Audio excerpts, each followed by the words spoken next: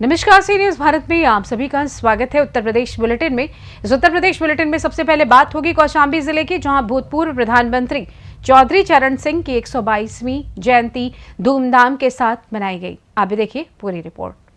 कौशाम्बी जिले में भूतपूर्व प्रधानमंत्री चौधरी चरण सिंह की 122वीं जयंती धूमधाम से मनाई गई। राष्ट्रीय लोकदल के करारी स्थित जिला कार्यालय में मौजूद राष्ट्रीय लोकदल नेता व कार्यकर्ताओं ने भारत रत्न भूतपूर्व प्रधानमंत्री चौधरी चरण सिंह के चित्र पर माल्या अर्पण कर उन्हें श्रद्धा सुमन अर्पित की। इस अवसर पर राष्ट्रीय लोकदल के प्रदेश महासचिव इमरान हैदर रिजवी ने कहा कि किसानों के मसीहा स्वर्गीय चौधरी चरण सिंह ने हमेशा किसानों, मजदूरों, पिछड़ों के लिए संघर्ष किया और हमेशा किसानों, मजदूरों के हित में आवाज बुलंद की। बैठक को संबोधित करते हुए जिलाध्यक्ष नजमुल हसन ने कार्यालय में मौजूद कार्यकर्ताओं से कहा कि आप लोग एकजुट होकर संगठन को मजबूत करें और सदस्यता अभियान में तेजी लाएं। कार्यक्रम में फहीम कादरी, कपिल सोनी, इंदल कुशवाहा, भीम सरूद सहित तमाम कार्यकर्ता मौजूद रहे। चरण सिंह जी का 122वां जन्मदिन का अवसर है, पूरे देश में राष्ट्रीय लोकदल द्वारा मनाया जा रहा है।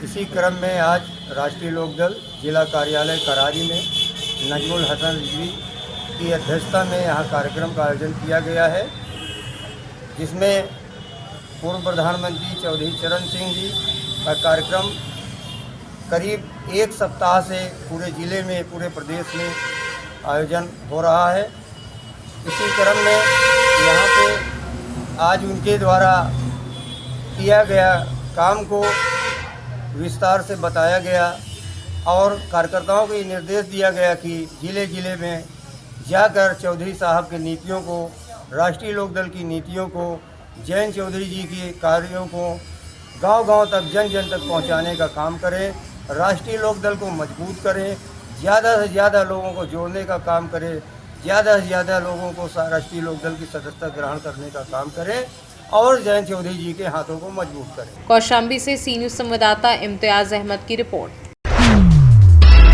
बात होगी कुशीनगर की, जहां आदर्श नगर पंचायत कप्तानगंज में श्री श्याम सेवा समिति द्वारा श्री श्याम निशान शोभा यात्रा निकाली गई। देखिए पूरी रिपोर्ट विस्तार से। आदर्श नगर पंचायत कप्तानगंज में श्री श्याम सेवा समिति द्वारा श्री श्याम निशान शोभा यात्रा निकाली गई, जिसमें नगर पंचायत कप्तानगंज के सभी वर्ग के लोगों ने बढ़ चढ़ कर हिस्सा लिया। ये निशान यात्रा नगर के सुख एवं समृद्धि के लिए विगत 13 वर्षों से प्रत्येक दिसंबर माह में मनाया जाता है। निशान यात्रा मंगलवार के बाजार से चलकर चांदनी चौक, आजाद चौक, धर्मशाला रोड होते हुए पुनः मंगल की बाजार में शोभा यात्रा का समापन किया गया एवं रात्रि में श्री श्याम जागरण का आयोजन किया जाता है, जिसमें पूरे नगर के लोग भक्ति में सराबोर हो जाते हैं। कुशीनगर से सी न्यूज संवाददाता मनोज कुमार गुप्ता की रिपोर्ट। बात होगी ललितपुर की, जहां जाखलौन क्षेत्र के अंतर्गत ग्राम धोर्रा में रणछोड़ मंदिर की दानपेटी पर चोरों ने किया हाथ साफ। क्या है पूरा मामला, देखिए इस रिपोर्ट में। ललितपुर के जाखलौन क्षेत्र के अंतर्गत ग्राम धौरा में रणछोड़ मंदिर की दान पेटी पर चोरों ने किया हादसा। क्षेत्राधिकार अभय नारायण राय ने एसओजी टीम सहित 3 कमेटी नियुक्त की। मंदिर से चंद कदम दूर मिली खाली दान पेटी किसी परिचित व्यक्ति के होने की संभावना, क्योंकि ताला टूटने का कोई सबूत व निशान नहीं मिला है। जल्द इसमें खुलासा हो सकता है।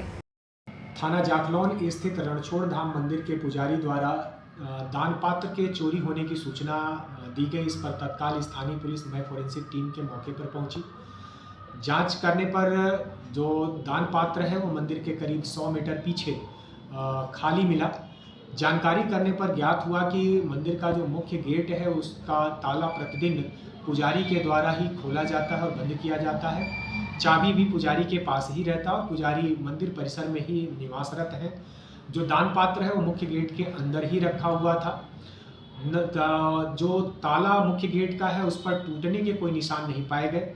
इससे ऐसा प्रतीत होता है कि किसी जानकार व्यक्ति के द्वारा ही ऐसी घटना को अंजाम दिया गया होगा। ऐसे में तत्काल घटना के सफल अनावरण के लिए एसओजी और सर्विलांस टीम सहित कुल 3 टीमें गठित कर दी गई हैं। आगे की अग्रेतर विधिक कार्रवाई अमल में लाई जाए। ललितपुर से सी न्यूज संवाददाता विकास सोनी की रिपोर्ट। रुक करेंगे सोनभद्र की ओर, जहां पन्नूगंज में एक हैरान कर देने वाला मामला सामने आया है, जहां प्रेम जाल में फंसाकर एक नाबालिग को राजस्थान निवासी को बेचकर शादी करा दी जाती है, वो भी महिला दलाल के जरिए। आखिर क्या था पूरा मामला, देखिए इस रिपोर्ट में।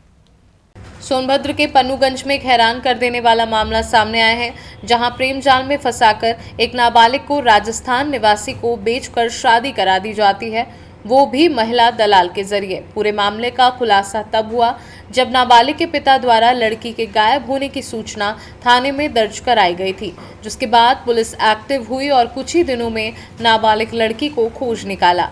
जांच के बाद पुलिस को भी हैरान कर देने वाला मामला संज्ञान में आया है। पुलिस ने नाबालिग को बेचने और जबरदस्ती शादी कराने के मामले में आपराधिक गतिविधियों में लिप्त 7 आरोपी को गिरफ्तार कर जेल भेज दिया है। दिनांक 28/11/24 को थाना पन्नूगंज पर एक नाबालिग लड़की के भगाने का मुकदमा धारा 137(2) BNS के तहत पंजीकृत हुआ। दिनांक 22/12 को जब पीड़िता की बरामदगी हुई तो जो तथ्य निकल के सामने आए वो इस प्रकार है। पीड़िता जरिए मोबाइल फ़ोन संदीप और महेंद्र जायसवाल के संपर्क में थे। यही दोनों पीड़िता को लेकर के 28/11 को अपने गांव सिलथम आए थे, जहां उसे 4 दिन रखा। दिनांक 1/12 को उन्होंने पीड़िता को थाना चौपन निवासी सचिदानंद पांडे एवं बिमला देवी को हैंडओवर कर दिया। बिमला देवी ने अपने लड़की की शादी पहले ही राजस्थान में कर रखी है, जहां से वो संपर्क में थी। बिमला देवी ने कमलेश जाट और विक्रम चंद सैनी को बुलाया और उनके हाथों इस लड़की को 90,000 रुपये में बेच दिया, जहां कमलेश जाट ने विक्रम चंद सैनी से इसकी शादी करा दी। इस पूरे घटनाक्रम में शामिल सभी 7 लोगों को गिरफ्तार किया गया है। संदीप से 30,000 रुपये और बिमला देवी से 34,000 रुपये बरामद किए गए हैं। सभी लोगों को गिरफ्तार करके जेल भेजा जा रहा है। आगे की विवेचनात्मक कार्रवाई जारी है। सोनभद्र से सी न्यूज़ संवाददाता कुमधर चौधरी की रिपोर्ट।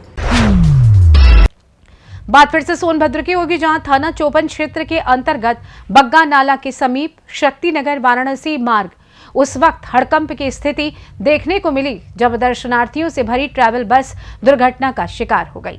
अभी देखिए पूरी रिपोर्ट विस्तार से। थाना चौपन क्षेत्र के अंतर्गत बग्गा नाला के समीप शक्तिनगर वाराणसी मार्ग उस समय हड़कंप की स्थिति देखने को मिली जब दर्शनार्थियों से भरी ट्रैवल बस दुर्घटना की शिकार हो गई। चौपन पुलिस ने तत्काल राहत बचाव शुरू किया और सभी दर्शनार्थियों को उतारकर रोड से सुरक्षित स्थान पर पहुंचाया। गनीमत रही कि बस में सवार किसी दर्शनार्थियों को चोट नहीं आई, नहीं तो बड़े हादसे से इनकार नहीं किया जा सकता था। सोनभद्र से सी न्यूज़ संवाददाता कुमधर चौधरी की रिपोर्ट। फिलहाल इस खास बुलेटिन में बस इतना ही। देश दुनिया की तमाम बड़ी खबरों को जानने के लिए जुड़े रहें सी न्यूज़ भारत के साथ। हर खबर आपके साथ, आपके हाथ।